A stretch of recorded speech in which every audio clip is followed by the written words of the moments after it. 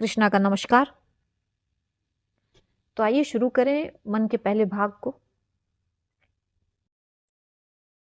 कहानी कुछ ऐसी है कि मुंबई के पाली हिल बांद्रा के पॉश इलाके में एक धनाढ्य परिवार रहता है। अपने आलीशान बंगले में बंगले का नाम है सिंह मैंसन। बांद्रा का पाली हिल, जहाँ हिंदी फिल्म इंडस्ट्री के सितारे जगमगाया करते हैं। ये क्षेत्र मुंबई भ्रमण करने आए यात्रियों के लिए भी एक कौतूहल का विषय होता है। लेकिन ये क्षेत्र नो एंट्री जोन है, वीआईपी इलाका है। सितारों के बंगले, अरबपति बिजनेसमैन के बंगले, इस इलाके की छटा क्या ही कहने, मानो जमीन पर आसमां के सितारे रहते हों। वहीं कई एकड़ में फैला है सिंह मैंसन। बेहद खूबसूरत बंगला, आकर्षक लॉन, कई तरह की खूबसूरती से सजा कैंपस, स्विमिंग पूल और बंगले के अंदर की शोभा क्या ही कहने। ड्राइंग रूम की सजावट देखने वाले की नज़र ठहर जाती है। सिंह मैंसन के इस ड्राइंग रूम में आकर बैठना आगंतुकों के लिए गर्व की बात होती है। बंगले का हर कोना समृद्धि की परिचायक है। कर्मचारियों से भरा बंगला, रसोई के लिए अलग, लॉन के लिए अलग, स्विमिंग पूल के लिए अलग, गेट पर हथियार लैस दरबान, क्या ही कहने सिंह मैंसन के रुतबे की। सिंह मैंसन में होने वाले आयोजनों में शामिल होने के लिए फिल्मी सितारे भी उत्साहित रहते हैं। ये तो बातें हुई बंगले की। अब जानते हैं सिंह मैंसन में जो परिवार रहता है, सिंह परिवार, उसके बारे में। सिंह परिवार सालों से मुंबई में स्थापित है। देवेंद्र सिंह कौशल्या देवी के पति, उनके पिता उत्तर प्रदेश से व्यवसाय करने मुंबई आए थे और सिंह इंडस्ट्रीज लिमिटेड की स्थापना की थी। वही छोटी सी शुरुआत आज लाखों हजार करोड़ के साम्राज्य की स्थापना कर चुका है। इस बिजनेस को इतना विस्तार देने में मुख्य भूमिका स्वर्गीय देवेंद्र सिंह जी की रही। उनके कार्यकाल में ही सिंह ग्रुप की मूल कंपनी सिंह इंडस्ट्रीज लिमिटेड का विस्तार होता गया और इससे और भी कई बिजनेस ने अपना अस्तित्व स्थापित किया, जैसे Singh constructions limited, Singh financial services, Singh media and investment limited इत्यादि। अपने बिजनेस को शिखर पर स्थापित करने के दौरान ही देवेंद्र जी का स्वर्गवास हो गया। ये बहुत अप्रत्याशित था। सिंह एम्पायर ही जैसे हिल गया। सिंह ग्रुप के मैनेजर मुरारी लाल जी, जो कि देवेंद्र सिंह जी के हमउम्र भी थे और बहुत ही विश्वासी, मित्रवत, देवेंद्र जी के साथ कदम से कदम मिलाकर चलने वाले। हालांकि देवेंद्र जी को खोना उनके लिए भी बहुत बड़ी क्षति थी, फिर भी उन्होंने वक्त की नज़ाकत को देखते हुए व्यवसाय की डोर थामे रखा। सिंह ग्रुप के शेयर तेजी से नीचे जा रहे थे, जिसकी खबर कौशल्या जी को भी थी। कौशल्या देवी और देवेंद्र सिंह की जोड़ी एक आदर्श जोड़ी हुआ करती थी। विश्वास, निष्ठा और समर्पण के प्रतीक थे दोनों। ऐसे में ये परिस्थिति कौशल्या जी के लिए कितना कठिन था, समझा जा सकता है। लेकिन इस विषम परिस्थिति में भी एक बात उनके जहन में थी, वो ये कि देवेंद्र जी ने किस मेहनत से इस बिजनेस को स्थापित किया था, इस जगत तक लेकर आए थे। बड़ा बेटा राजेंद्र सिंह, जिसे प्यार से सब राज बुलाते हैं, उनकी पढ़ाई विदेश में बस पूरी होने ही वाली थी। लेकिन उन्हें कहाँ पता था कि जब भारत लौटकर आना होगा, सिंह ग्रुप ज्वाइन करना होगा, उनके पिता का साया उन पर नहीं होगा। कौशल्या जी ने दिल पर पत्थर रखकर अपने तीनों बच्चों को सहेजा, उनकी ताकत बनी और माँ का आत्मबल देखकर राज भी इस कठिन परिस्थिति से जूझने को तैयार हो गए।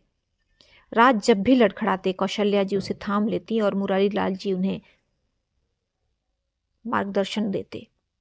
राज उनके भाई बहन चाचा जी कह के बुलाते थे मुरारी लाल जी को। वो राज के मार्गदर्शक बनकर साथ चल रहे थे।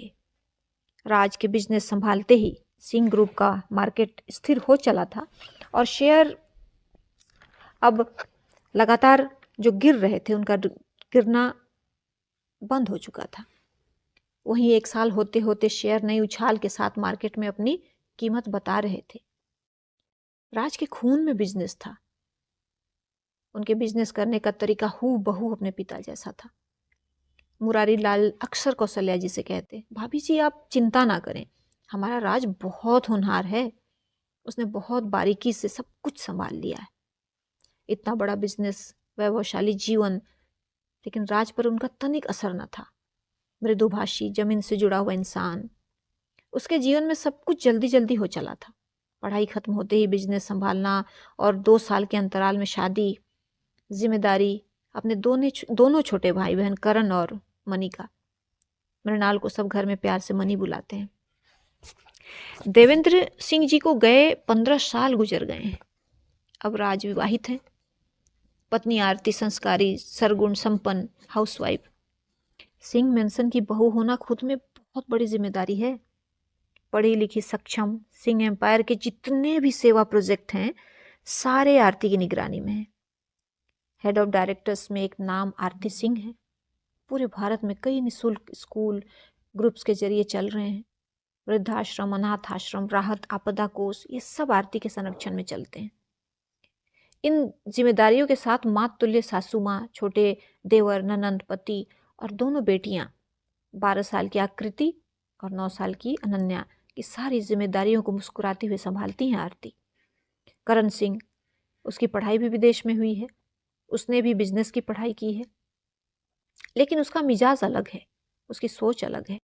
बेफिक्र, अपने तरीके से जीवन जीने वाला, किसी दायरे में, किसी बंधन में जकड़े रहना उसे जरा नहीं सुहाता। गर्लफ्रेंड्स की कतार है, हर महीने माशूका बदल जाती है। करण एक प्लेबॉय है, ये सोसाइटी में सबको पता है, सभी लड़कियों को भी पता है। राज जानते हैं, उसे अक्सर समझाते रहते हैं। करण अपने बड़े भाई की बहुत इज्जत करता है। वो जो कहते हैं चुपचाप सुनता है। भैया आगे से ऐसा कुछ नहीं होगा, ऐसा कह बात आई गई कर देता है, लेकिन उसका ये खेल रुकता नहीं। अक्सर बिजनेस से जुड़ी जिम्मेदारियों को निभा नहीं पाता। ऐसा नहीं कि वो बिजनेस जानता नहीं, लेकिन चंचल है, एक जगह उसका मन टिकता नहीं है। जीवन में पैसे की कमी नहीं है, ऐश की जिंदगी गुजारता है। माँ कौशल्या जी अक्सर शादी करने के लिए कहती हैं, टाल देता है ये कहते हुए कि माँ ऐसी भी क्या जल्दी है, जब करना होगा कर लेंगे। माँ पलट कर कहती है, कब करना होगा, क्या मतलब है, 32 साल के होने वाले हो, अगले महीने तुम्हारी उम्र में राज के दोनों बच्चे पैदा हो गए थे। मामा, राज भैया से कंपेयर मत किया करो, वो तो जीनियस है, जीनियस, सुपरमैन, कहते हुए उंगली में गाड़ी की चाबी घुमाता निकल जाता है घर से। सैर सपाटा, खाना पीना, यही जिंदगी है उसकी। दोस्तों की कमी नहीं है जो उसे बहकाते रहते हैं। इतना बड़ा रुतबा, साम्राज्य, जो हितैषी हैं तो दुश्मन भी हैं। विरोधी तो मौके की तलाश में होते हैं, कब मौका मिले और उनकी टांग खींची जाए। करण के जरिए ये मौका मिल भी जाता है। करण की बर्थडे पार्टी में, करण का बर्थडे है, सिंह मेंशन के नियम के तहत सबके जन्मदिन पर पूजा होती है, उसके बाद ही कोई सेलिब्रेशन शुरू होता है। करण घर के नियमों का पालन करता है, भले उसके अंदर औपचारिकता के भाव हों, पर माँ की बातों को सुनता है। शाम में परिवार के साथ केक कटिंग होती है। आरती ने सारी अरेंजमेंट कर रखी है। पूरा परिवार, स्टाफ, आकृति, अनन्या केक कटिंग में शामिल होते हैं। आकृति, अनन्या भाग कर चाचू से लिपट जाते हैं, चाचू केक हम कट करेंगे। करण खुशी से अपने दोनों तरफ दोनों बच्चियों को थाम लेता है और कहता है, हमारी मजाल है जो हमारी दोनों प्रिंसेस के आगे हम केक कट करें। दोनों करण का हाथ पकड़ केक कट करते हैं। करण बारी बारी से सबको केक खिलाता है, सब उसे केक खिलाते हैं और दोस्तों के साथ पार्टी करने के लिए करण निकल जाता है। अब आगे जानते हैं परिवार के एक बहुत ही खास इंसान के बारे में। वो है मृणाल सिंह, मनी। इसकी पढ़ाई भी विदेश में हुई है। घर में सब प्यार से मनी बुलाते हैं मृणाल को। सबकी बहुत प्यारी अजीज, परिवार में सबकी जान। जब तक देवेंद्र सिंह थे, उसके पापा, तब तक तो जैसे मनी का एकाधिकार था उन पर, और पापा भी जान छिड़कते थे। मनी स्वभाव से मृदुभाषी, बहुत ही कम बोलने वाली, रिजर्व पर्सन। बाहर वालों से तो खुलने में उसे सालों लग जाते हैं। मन की बात मन में ही रख लेती थी, और पिता के जाने के बाद तो जैसे खामोश हो गई हो। उसे समझना होता है। लब चुप होते थे, लेकिन आंखों में बयां होता था। और आंखों की भाषा समझना इतना आसान है क्या? हाँ, आसान है, लेकिन दुनिया के लिए नहीं, एक माँ के लिए आसान है। माँ कौशल्या सब समझ जाती हैं, पढ़ लेती हैं मनी की आंखों को, यहाँ तक कि उसे कब भूख लगी और प्यास, उसकी आती जाती भावनाएं, सब कुछ। लेकिन अक्सर मनी के लिए बेचैन भी हो जाती थी।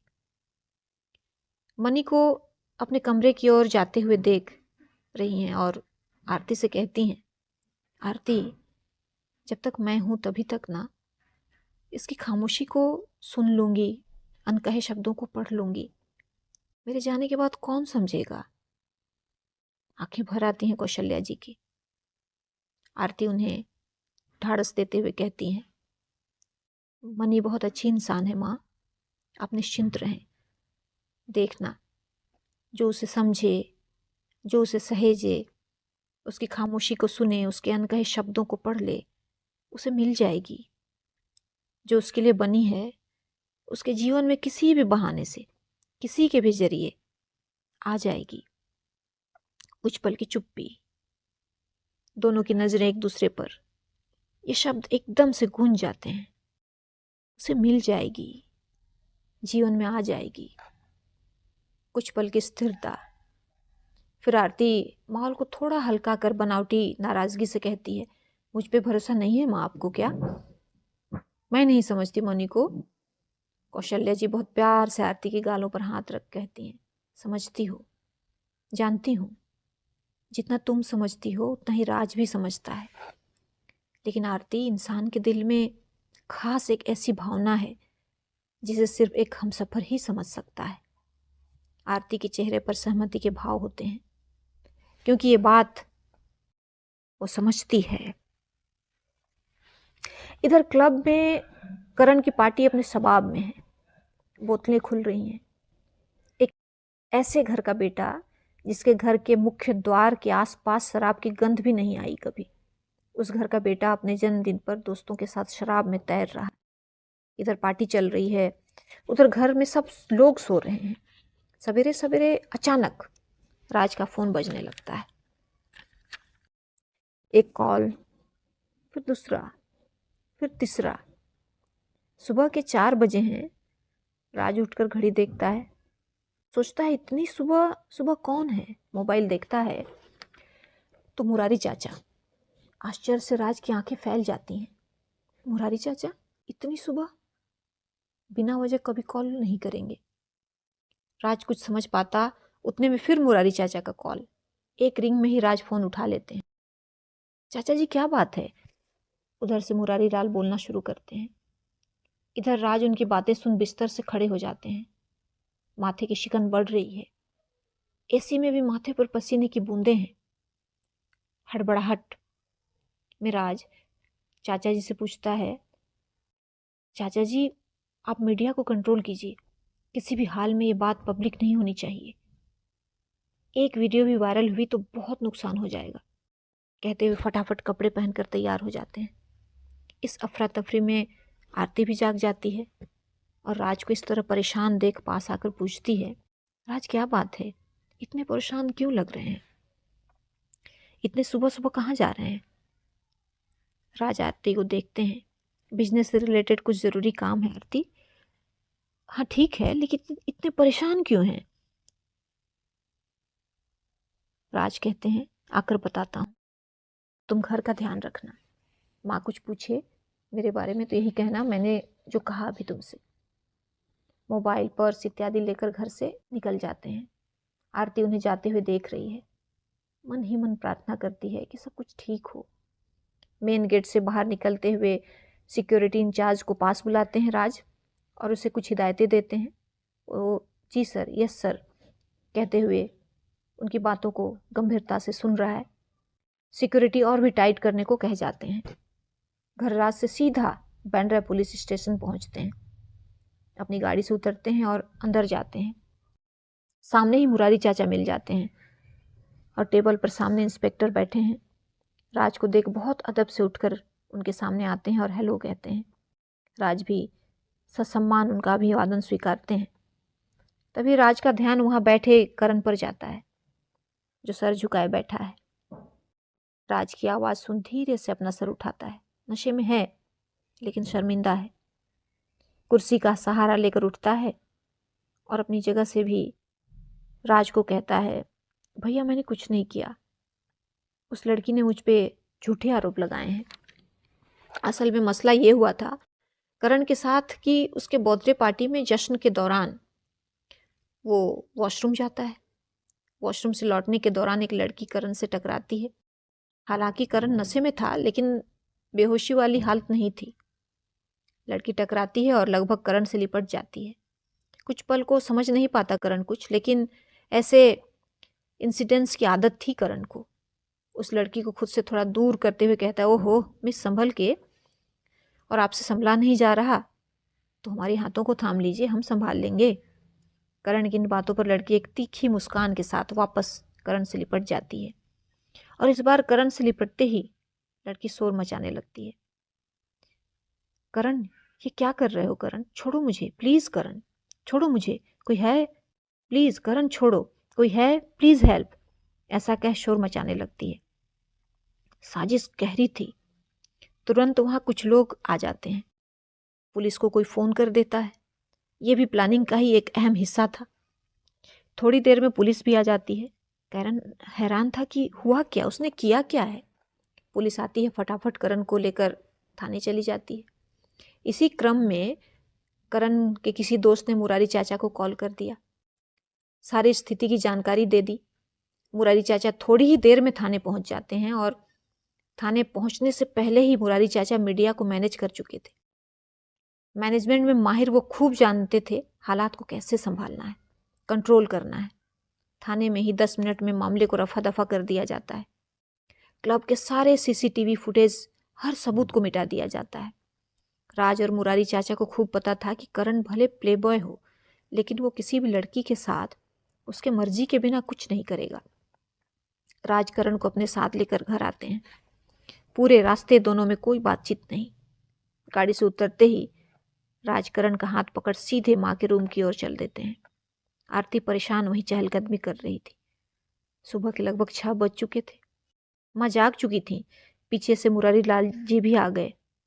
राज माँ के रूम का दरवाज़ा नॉक करता है। माँ दरवाज़ा खोलती हैं। बाहर का नज़ारा देख हैरान है, समझ नहीं पाती कि क्या हुआ है। पीछे देखती हैं, मुरारी जी भी खड़े हैं, आरती भी वहीं है। हालांकि आरती को पता नहीं था कि विषय क्या है। राज कहते हैं, माँ आप जरा बाहर आएं। करण को लेकर वहीं पास में लगे सोफे पर जाकर बैठ जाते हैं। मुरारी लाल भी वहीं आते हैं। पीछे से कौशल्या जी भी आती हैं, बैठ जाती हैं, समझना चाहती हैं कि बात क्या है। तभी राज माँ कौशल्या को सारी घटना से अवगत कराते हैं। राज की बात सुन कौशल्या जी को तकलीफ होती है, बहुत तकलीफ होती है। आरती भी हतप्रभ खड़ी है। कौशल्या जी बहुत सहज सरल महिला हैं, डांटना चिल्लाना उनके स्वभाव में नहीं है, लेकिन बहुत नाराज होती हैं। सामने करण सर झुकाकर बैठा है। राज की बात खत्म होती है तो बोलता है, मम्मा मैंने कुछ नहीं किया। मगर करण के इतना बोलने तक ही कौशल्या जी उंगली दिखाते हुए उसे चुप करती हैं। चुप, एकदम चुप, एक शब्द नहीं। करण, शर्म नहीं आती? अगर परिवार का नाम बना नहीं सकते तो कम से कम उस पर धब्बा तो ना लगाओ। तेरी करतूतें क्या नहीं जानती मैं? बस यही सोचकर चुप हो जाती हूँ। कभी तो तुझे अकल आएगी, कभी तो तू समझदार होगा और आगे बढ़कर राज का साथ देगा। लेकिन तुम साथ क्या दोगे? तुम तो अपने पापा दादाजी के बनाए मान सम्मान प्रतिष्ठा को ही खत्म करने पे तुले हो। करण चुपचाप बैठा है। तभी कौशल्या जी बेचैनी से राज की ओर देखती हैं और पूछती हैं, राज कहीं ये बात मीडिया वालों को ना पता चल जाए। वो तो इंतजार में ही रहते हैं कि उन्हें ऐसी खबरें मिलें और बात का पतंगड़ हो जाए। तो राज कहता है, माँ मुरारी चाचा ने बहुत जल्द हालात को संभाल लिया, सब कुछ मैनेज कर लिया, वरना हालात बहुत बुरे हो सकते थे। हालांकि किसी गहरी साजिश से इनकार नहीं किया जा सकता, इसके बावजूद करण को संभलना होगा, वरना उसकी नादानियां हम पे भारी पड़ेंगी किसी दिन। मुरारी लाल कहते हैं ये सब तो ठीक है राज बेटा, लेकिन हमें बहुत अलर्ट रहना होगा। ऐसा नहीं कह सकते कि मुश्किल पूरी तरह टल गई है। सब एक साथ मुरारी जी को देखते हैं।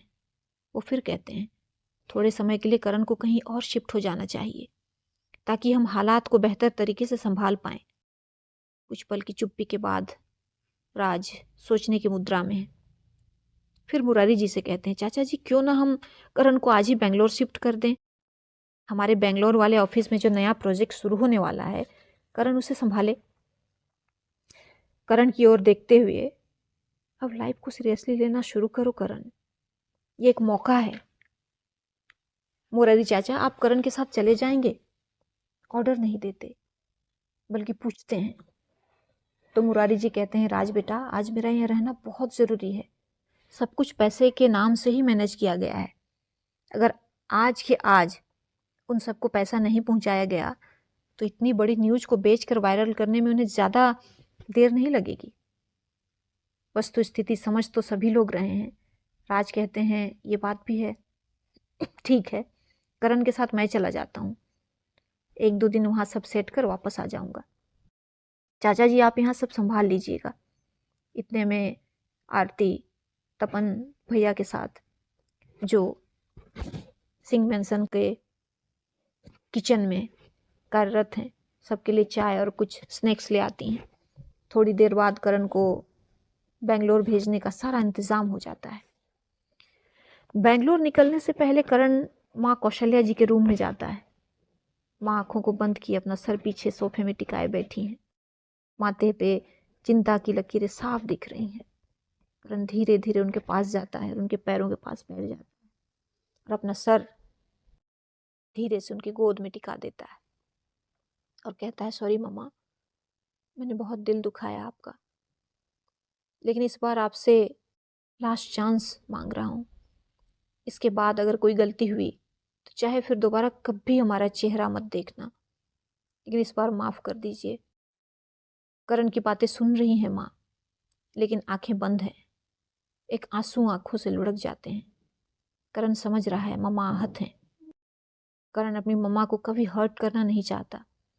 उसे कभी दुनिया की फिक्र नहीं रही, लेकिन उसे फ़र्क पड़ता है उसकी मम्मा उससे नाराज़ होती हैं तो फ़र्क उसे बहुत पड़ता है। करण चुपचाप खड़े होता है, कदमों को पीछे करते हुए कमरे से निकल जाता है, दरवाज़ा लगाकर चला जाता है। इधर कौशल्या जी की आंखें लगातार बहने लगती हैं। माँ है, एक बच्चे का दूर जाना माँ को कितना अखरता है एक माँ ही जानती है। इधर राज मनी के कमरे में जाते हैं।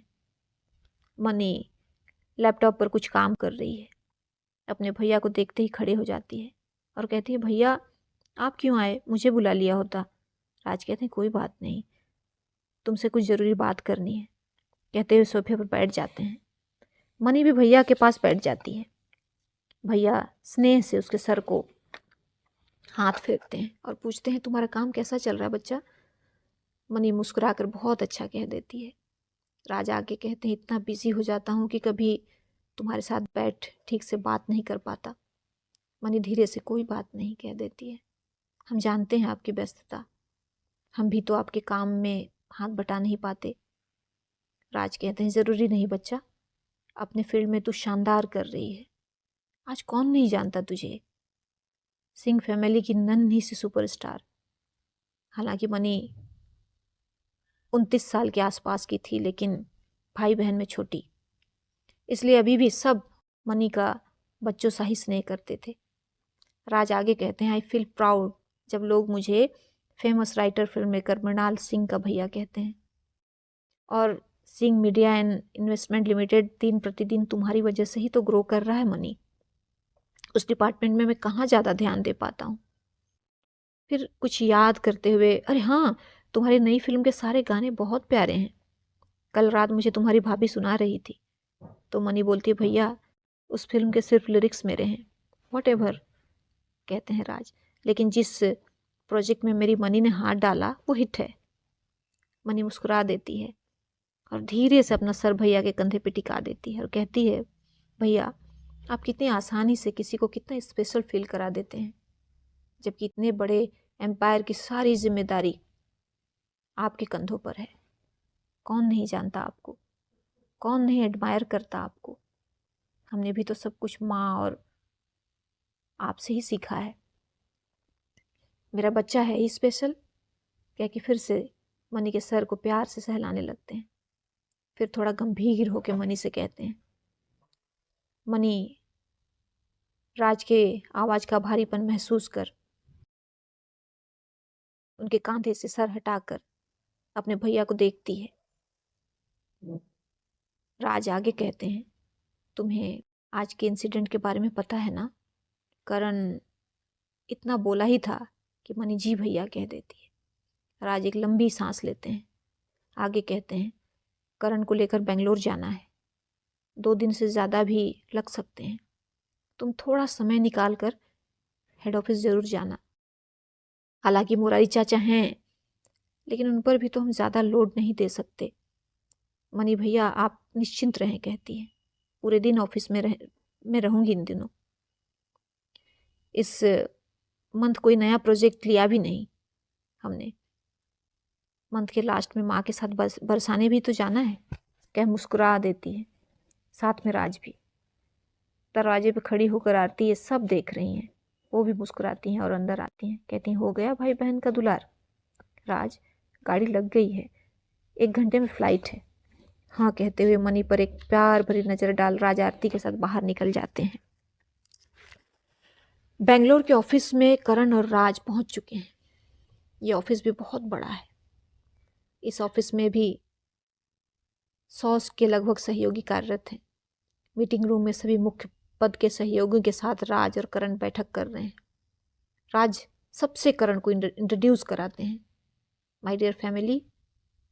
हमेशा हर बैठक में अपने साथ कार्यरत सहयोगियों को कोट करते हुए यही संबोधित करते हैं राज।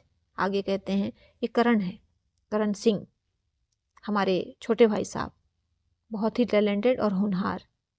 इस ऑफिस को और इस ऑफिस से जुड़े हर प्रोजेक्ट को आज से करण लीड करेंगे। सब तालियों से करण का स्वागत करते हैं। करण मुस्कुरा कर सबका अभिवादन स्वीकारता है। तभी प्रोजेक्ट मैनेजर का फ़ोन रिंग होता है। वो एक्सक्यूज़ मी कह के फ़ोन रिसीव करता है और कहता है, हेलो, यस मिस माथुर। कुछ पल उस तरफ की बातें सुनता है, फ़ोन होल्ड पर रख राज से पूछता है, सर, हमारी finance head miss Nandini Mathur अंदर आने की इजाज़त मांग रही हैं। एक्चुअली ऑफिस के काम से ही वो कहीं बाहर थी। राज बहुत सहजता से कहते हैं, ठीक है, उन्हें अंदर बुलाइए। प्रोजेक्ट मैनेजर मोबाइल पर कहते हैं, मिस माथुर प्लीज़ कम इन। उनके इतना कहते ही मीटिंग रूम का दरवाज़ा खुलता है और एक आकर्षक व्यक्तित्व अंदर दाखिल होती है। पिंक कलर के सूट में 28-29 साल की एक लड़की आत्मविश्वास के साथ दाखिल होती है। सधे कदमों से आगे बढ़ती है। तीखे नाक नक्श, आंखें बड़ी बड़ी, बेहद खूबसूरत। माथे पे पिंक कलर की बिंदी, एक हाथ में घड़ी, एक हाथ में पतली सी कंगन और कानों में छोटे छोटे बाली, करीने से बंधे बाल। राज के ठीक सामने आकर खड़ी हो उनका अभिवादन करती है। राज उन्हें बैठने के लिए कहते हैं। Miss Mathur please sit.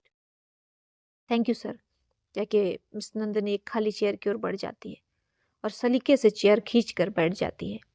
इस पूरे क्रम में नंदिनी का दरवाज़ा खोलकर अंदर आने से लेकर चेयर में बैठने तक करण एकटक नंदिनी को देखे जा रहा है, जैसे कि जादू देख रहा हो। तभी उसे होश होता है कि वो मीटिंग रूम में है, काफ़ी लोग हैं आसपास, क्या सोचेंगे। वो वापस अपना ध्यान राज की बातों पर लगाता है, लेकिन रहकर नज़र नंदिनी पर टिक जा रही थी। नंदिनी इन बातों से बेखबर राज को ध्यान से सुन रही थी। और ऐसे ही ये मीटिंग खत्म होती है। पहले राज और करण, फिर बाकी सहयोगी मीटिंग रूम से निकलकर अपने अपने डेस्क पे चले जाते हैं। तो आज का भाग यहीं तक। आगे फिर सुनते हैं कल मन के अगले भाग में। तब तक कृष्णा का शुभ विदा।